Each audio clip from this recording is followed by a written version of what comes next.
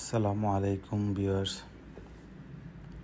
আজকে আমি আপনাদের সাথে শেয়ার করতে যাচ্ছি ইসলামিক ইতিহাসের দুইটি ঐতিহাসিক স্থান, বিশেষ করে আমাদের প্রিয় নবী হজরত মুহাম্মদ সাল্লাল্লাহু আলাইহি ওয়াসাল্লাম যেখানে বিদায় হজের ভাষণ দিয়েছেন এবং আমাদের সম্মানিত হজযাত্রীরা যেখানে 5 থেকে 6 দিন অবস্থান করেন, এমন দুইটি ঐতিহাসিক জায়গা আমি আপনার সাথে শেয়ার করতে যাচ্ছি।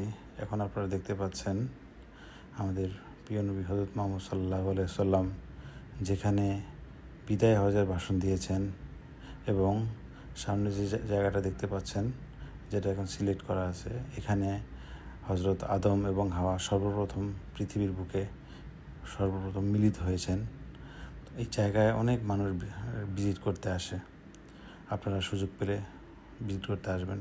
এখন আমরা যে জায়গাটি দেখাচ্ছি সেটা হচ্ছে আমাদের সম্মানিত হাজিগণ যেখানে অবস্থান করেন, এক একটা তাঁবুতে 5 থেকে 6 জন অবস্থান করেন। 5 থেকে 6 দিন এই জায়গাতে তারা থাকেন, ইবাদত বন্দেগী করেন। আসসালামু আলাইকুম।